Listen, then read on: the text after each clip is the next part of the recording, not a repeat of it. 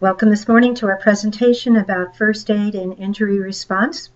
I would like you to pull out your quizzes and try to fill in the answers as we go to help you remember some of the most important points from this morning's presentation. 3 things that I want you to remember about first aid and injury response. 3 overlying cardinal principles are: number 1, do no harm. If you can't move a resident safely to assess them, then don't move them. Wait for the paramedics to do that.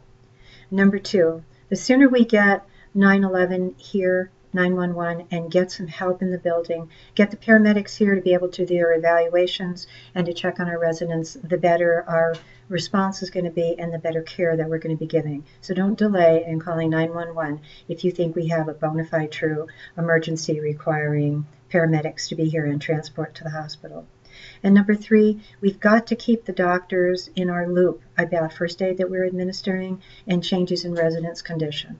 It's great to do first aid, it's great to be right there for the residents at all times, but it's really critical that we be sure to keep the doctor in the loop through faxes, through phone calls, in whatever manner it's going to take if they don't visit in our facilities to see their clients. So let's be sure we're doing that. As you're making out incident reports, don't forget to be sure that the families are included in the reporting of an incident that has come to the level of significance that an incident report needs to be made out for it. When you're doing first aid care, you always want to be focusing on what is the chief complaint that the resident is having. What's the overall number 1 chief complaint they're having? I'm having trouble swallowing. I'm having trouble breathing. I'm having chest pain. My shoulders are hurting. I'm having pain in my ears. I've got pain in my head. What is the chief complaint that they're having that you want to be sure the doctor and the paramedics hear right off the bat? Exactly the first thing you want to say. Sometimes it can become a little bit difficult to always figure out with residents, but sometimes you can paraphrase it back to them and say, I'm hearing you say that the biggest complaint that you have is your shoulder pain. I'm hearing you say that the biggest complaint that you've got is the chest pain. The biggest complaint that you've got is a headache. Make sure that you're getting it straight from the residents. So as we become the second communicators to the medical professionals, we can have it just as specific as it needs to be. Some of our residents have memory impairment. Some of them have dementia. They can't even articulate sometimes totally everything that's happening to them. So it's really critical that we maintain the ability to play detective, cipher through some of their symptoms that they're saying, and maybe even help them come up with the primary chief complaint. So keep that in mind, because the residents can be affected and not able to completely and with complete clarity tell us what their issues are and what's going on. The biggest issue that we have in our buildings in the way of injuries or falls, and it is falls. That's the thing that happens with frequency in our buildings, and it's where you've got to use your most keen observation skills to be able to help us with that. There are lots of reasons why residents are going to fall. It could be blood pressure medication might be too strong. It could be that they're sick. It could be that they have a urinary tract infection. It could be that they're suffering from some vertigo, which is affecting their ability to stand in a correct position without losing their balance. They could have some issues because they've had a stroke in the past. It could be a lot of different issues for the reasons why people will lose their balance and take a fall. It might be that they tripped over something or they didn't see something with their visual impairment. So it's really important that we think about all of those kinds of issues when we are evaluating somebody as to what might be the predominant factors that are triggering these falls. So let's stay on top of that. Appropriate referrals need to go down to the doctor's office so that referrals can be made to physical therapy. Maybe an occupational therapist needs to come in. There's a lot of different things that we might need to do to help somebody get back on their feet and get stronger again. When you go into a room, and I'm going to bring my trusted little friend here, Mr. Robert Green, to help us today with demonstration, and you find a resident on the ground, you want to be sure that you're talking with them clearly and asking them how they're doing, how they're feeling, and if they're having any pain. Pain is the cardinal reason that people will have broke something. They're going to be guarding perhaps their shoulder. They might be guarding their wrist. They could be guarding their hip. If those kinds of movements are going on and that's happening, you need to be very careful not to move them and wait for the paramedics to get there. But as you're assessing the clients, and I'll get Mr. Green on screen here to help us, be sure that you ask them to move. You don't move the client, you ask the resident to move for themselves. So he's going to move his arm, make sure his arm's okay. He's going to bend his elbows, make sure that they're okay, and he has good range of motion. Ask them also, if you would, if they would hug themselves. We are checking with that with shoulder to make sure that the shoulder's okay and nothing's wrong with the shoulder. While they're sitting on the floor, you can ask them to bend a knee up and straighten out their leg, and bend a knee up again. Make sure the knees are okay. A very important thing to do would have them turn their leg out like that to see if the pelvis is okay and there are any problems with that. So again, you do not move the resident when you find them down. You ask them if they're okay. Did they hurt anything? Are they pained anywhere, particularly in their body? Are they guarding something so that you need to suspect there could be an injury there? But the resident needs to move things themselves, move their own shoulders, move their own arms to make sure that they're okay. After you've done the range of motion and it looks as if they are okay and it looks like they haven't broken anything to the best of your assessment, then you need to ask the client to get up and to move. Can you walk for me, please, a couple of steps? Let's make sure that the resident can walk and bear a little bit of weight. There is something that is absolutely called a hairline fracture.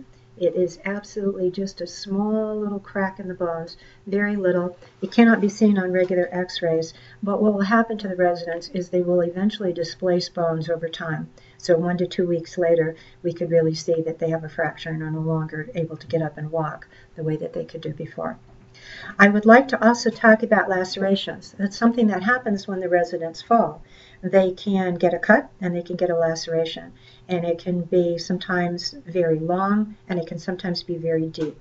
Now, when you get a laceration over the upper part of your forehead, that's okay, and most of the time we're going to be all right. Maybe put a little steri strip and clean it up, and we can steri strip it back so it's back in alignment.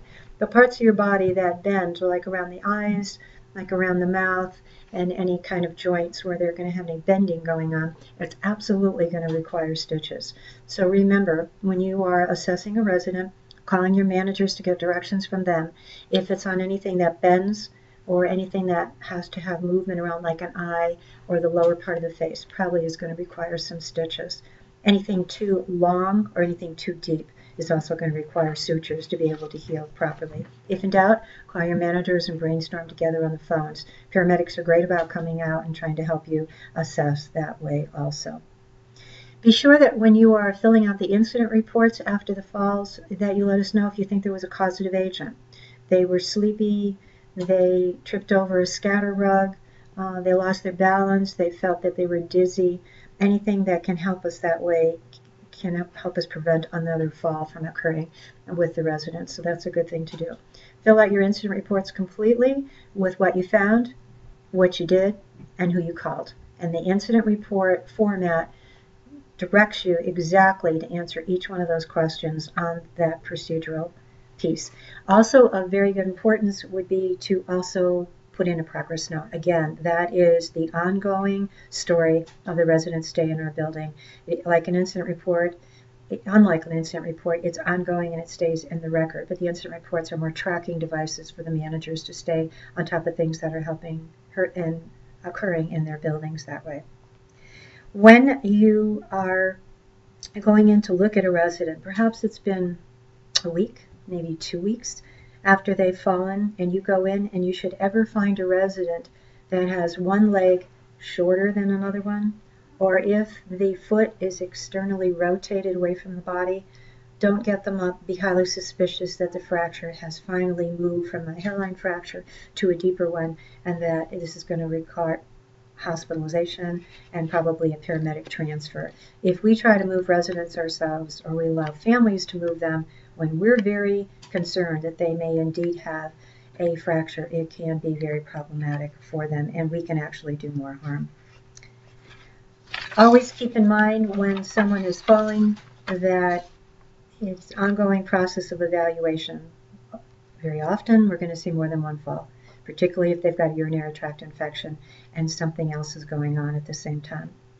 Another thing that we can sometimes see is burns. Our residents can have tremors of their hands because of Parkinson's disease. They also may have tremors because of the fact that they can have issues with their psychotropic medications that they're on, and those can cause Parkinsonian kinds of symptoms, which can cause some tremors. We can often have residents get a little bit of burns right here on their wrist or on their hand from the coffee cup. It's very important if that happens, or they get any hot coffee on their clothing, to move the clothing away, get it away from the skin as quickly as possible so it won't burn the layers underneath the skin.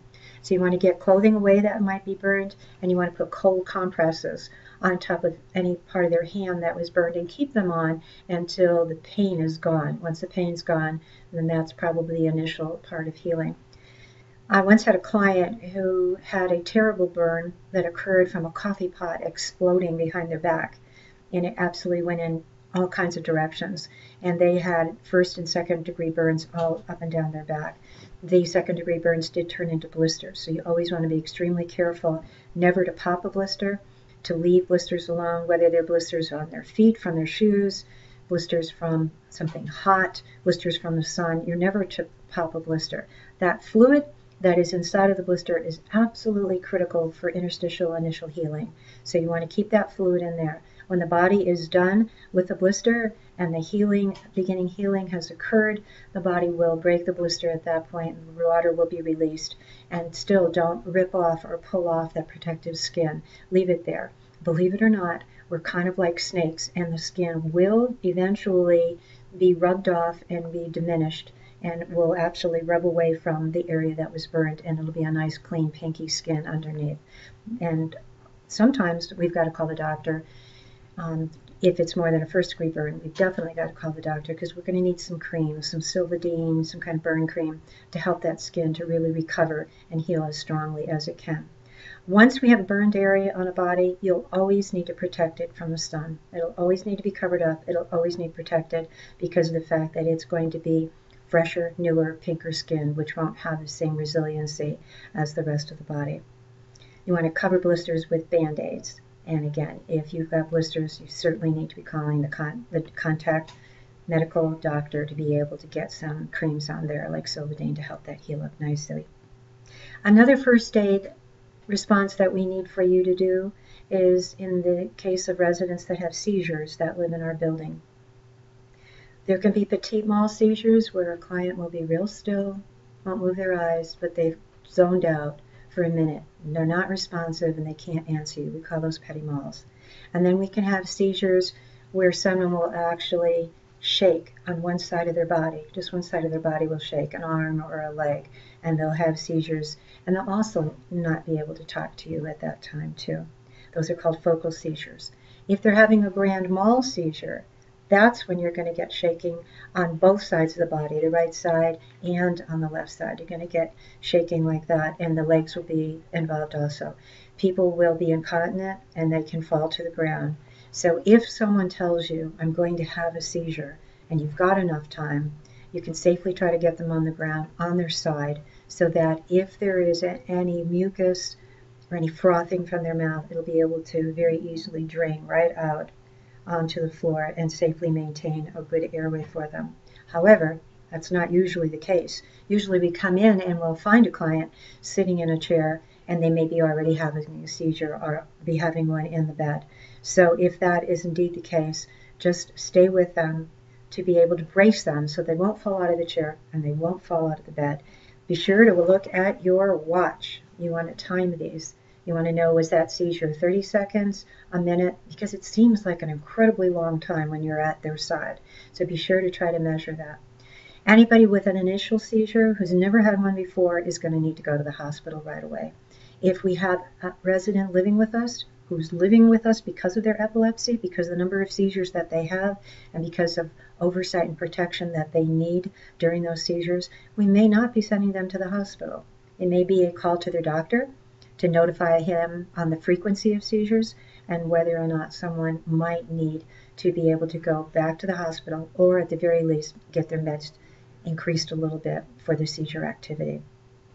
Remember one important rule also about seizures: don't put anything into the mouth. No spoons, no tongue blades, nothing like that. Nothing in the mouth. Just leave the mouth alone. We've done more injury to people's mouths by doing that. So don't do anything with the mouth. Just leave it be and stay with your client. Send somebody else to dial 911. Make sure we're trying to keep a nice patent airway so that they can breathe and be able to come out of the seizure without too much complications or injuries to their body. If they're banging their head against something, you do want to move that furniture. And sometimes I've actually even put a little towel or a little jacket or something behind their head to prevent them from banging it too hard on the ground. It's a good idea to run and get the emergency oxygen and be able to apply that as soon as you can so that we can get some oxygen to that brain. And don't be surprised if they're incontinent.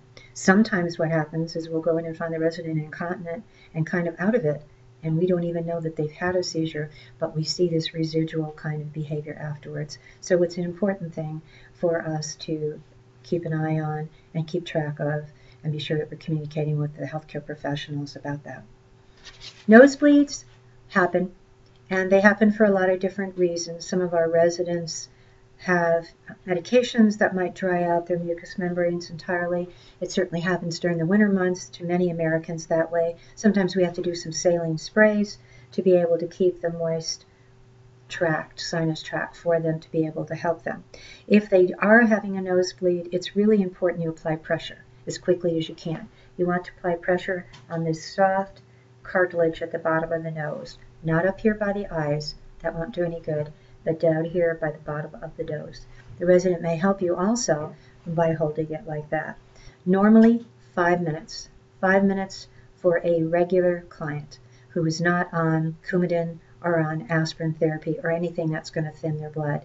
If you've got anybody on any kind of blood thinners, it's going to be really important then that you do it for 10 minutes because you always want to create a clot right here to stop the bleeding. If that's not possible, if you can't stop the bleeding with 5 minutes of pressure or 10 minutes of pressure for people on Coumadin or people that might be on an aspirin therapy or Plavix or something like that, then be sure that you are getting them to the hospital because they're going to have packing done with gauze into their nose to create a blood clot. Now here's one more thing I want you to remember. Often residents are going to want to blow their nose as soon as they get everything clotted up in there. Do not let them do that. The only thing you're going to do if you do that is you're going to remove the blood clot and you're going to initiate bleeding all over again. I do want you to take their blood pressure. It is our common knowledge that we've come to realize that sometimes people will bleed from their nose if their blood pressure is too high, sort of a body's defense mechanism to do that. So be very certain that if we have anything going on that way, you get a blood pressure and you get a pulse right away. Then use your oximetry to get a pulse ox and make sure if their nose is stuffed up that they're breathing through their mouth well enough to maintain their oxygen levels that we're going to need. This is particularly common in the months of February and March after the windows have been closed. We're closed up for the winter and everything is really dry and our humidity is way down as it can be in Colorado. Sometimes the residents might have a problem with blood where it won't just be coming from their nose, but we actually have them vomiting blood. And anything that comes up that's gastric contents, if it's too black in color, that is not a good sign because blood that hits oxygen usually turns black in color. Even if they've had a cup of coffee, it really should not be very black in color.